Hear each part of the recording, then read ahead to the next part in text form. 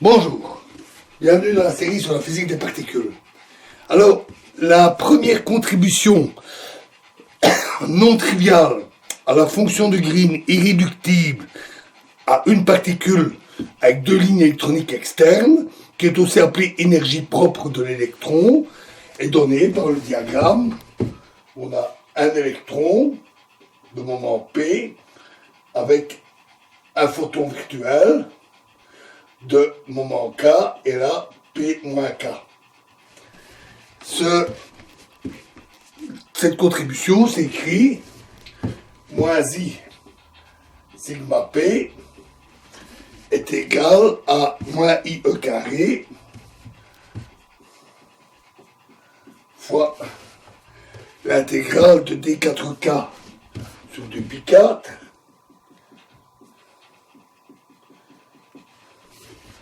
fois 1 sur I 0 sigma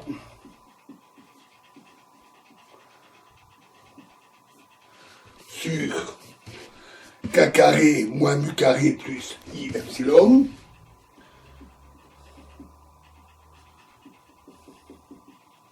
donc ça c'est la contribution du photon plus 1 moins gamma 1 moins lambda pardon fois carreau K sigma sur K carré plus mu carré plus I epsilon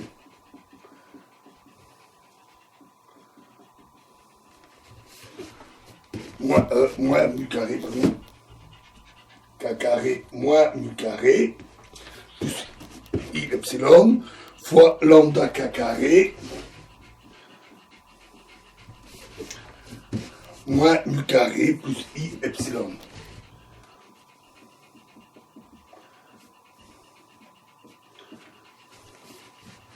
Fois la contribution de l'électron, c'est-à-dire gamma rho pour les vertex, fois 1 sur P slash moins K slash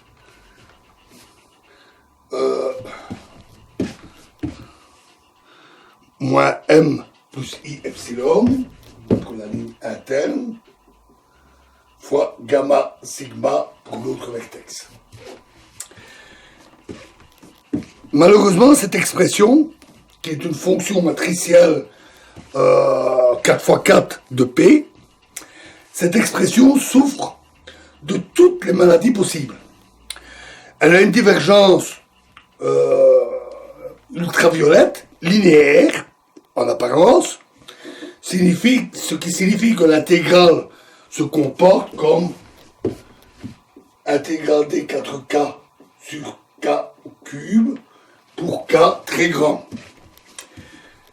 Nous verrons qu'on peut la réduire à une divergence logarithmique, un peu comme nous l'avions fait dans le cas du photon. Alors, on a des divergences infrarouges aussi, qui semblent aussi émerger pour k très petit et pour des valeurs particulières du moment externe, du moment externe P. Donc, on va garder mu carré différent de 0 par sécurité, afin d'éviter ces divergences.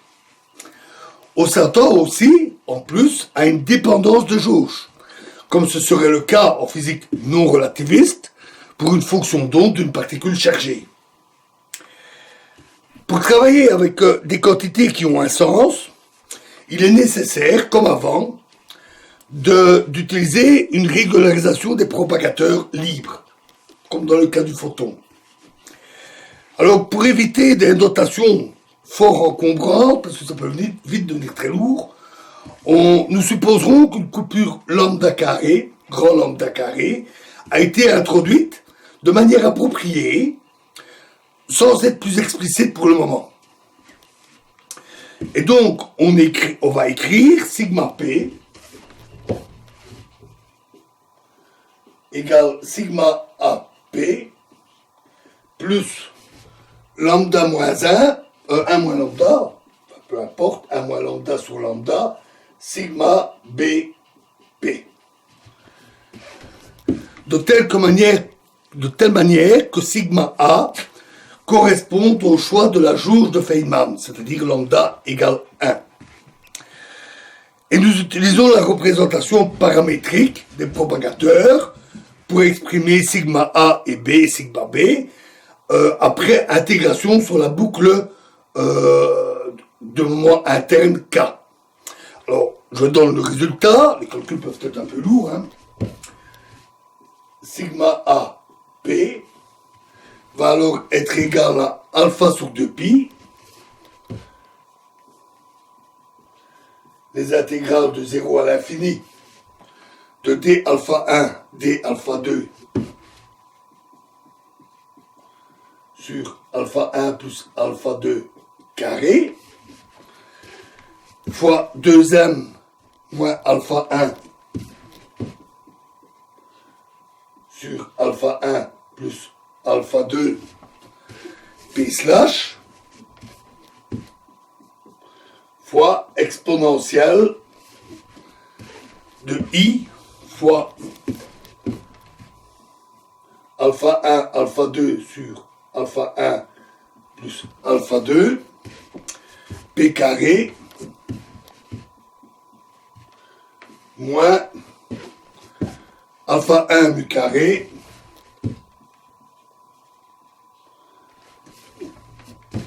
moins alpha 2 m carré.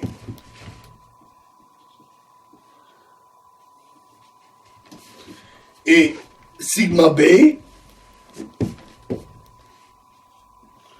une expression un peu plus compliquée, il est égal à moins i alpha sur 4pi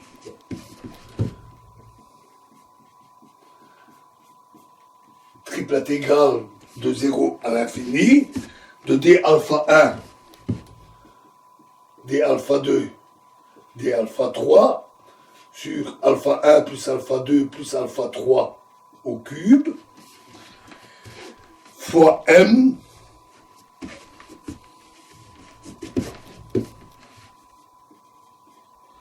deux i plus alpha 2 carré p carré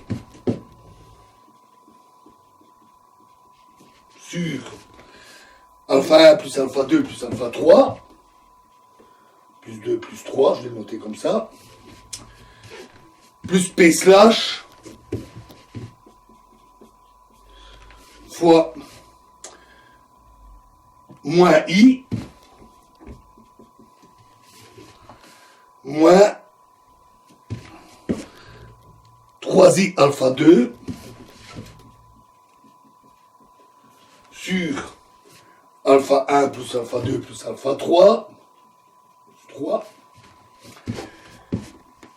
plus alpha 2 carré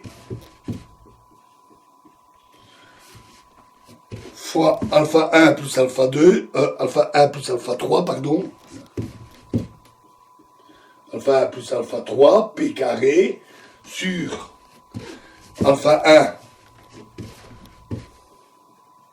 plus alpha 2 plus alpha 3 carré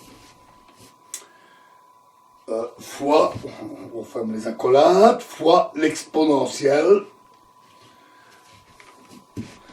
de i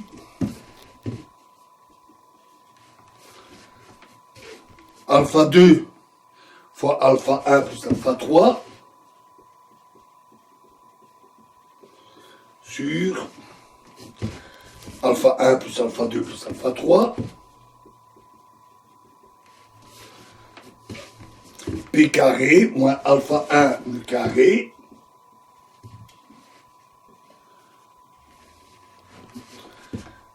moins alpha 3 mu carré sur lambda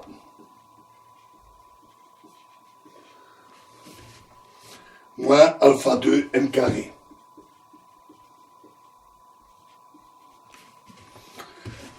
Alors, voilà, donc une expression un peu lourde. Le cas du propagateur de l'électron est un peu plus compliqué que la polarisation du vide.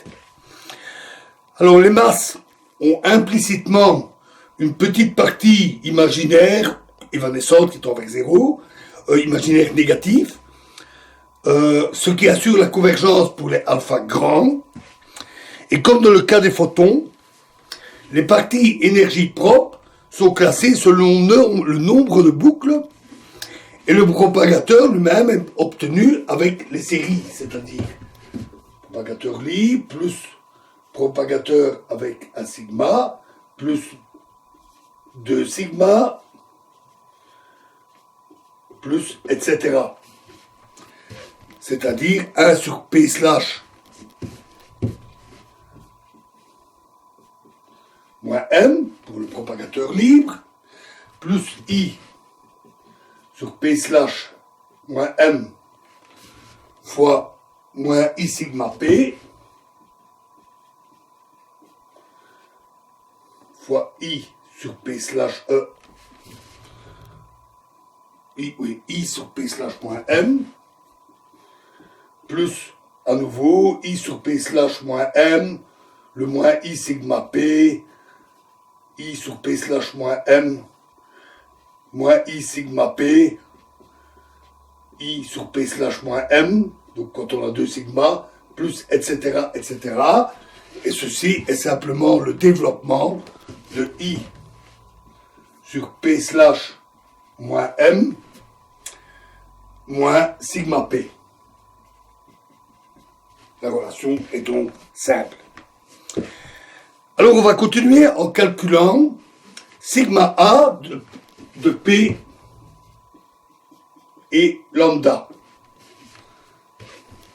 Parce que la coupure grand lambda va bientôt faire son apparition lorsqu'on va essayer d'intégrer sur un facteur de dilatation commun au paramètre alpha. Donc sigma AP lambda va être égal à alpha sur 2pi fois l'intégrale de 0 à l'infini de d alpha 1, d alpha 2 fois delta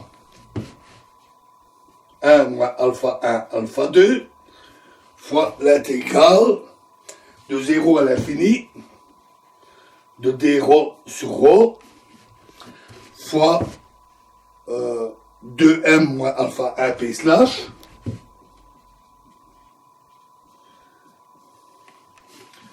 fois E exposant I rho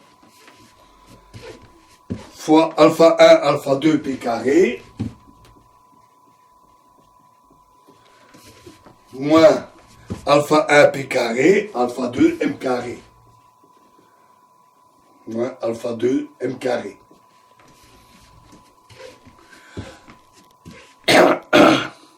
On voit que l'intégrale sur ρ est seulement divergente de manière logarithmique. Et ceci à cause de l'extraction des facteurs cinématiques dans l'intégrale en m et en p slash. Ce qui est à comparer à la divergence linéaire classique de la masse propre.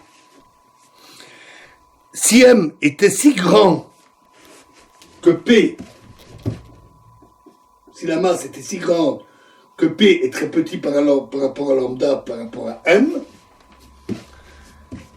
alors, qui correspond à une limite statique classique, alors on retrouverait cette divergence linéaire en fonction de lambda.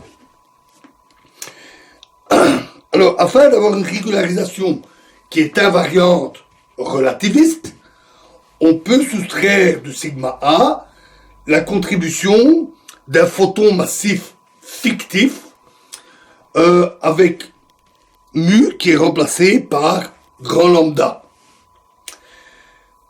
Notons que la valeur de ce grand lambda n'est pas du tout reliée à celle qui a été utilisée dans la polarisation du vide. Ici, on le prend comme un photon massif. S'il était nécessaire, s'il sera nécessaire d'étudier pour une coupure très grande mais finie, d'étudier la partie qui dépend de lambda, il serait sage d'introduire une procédure de régularisation uniforme.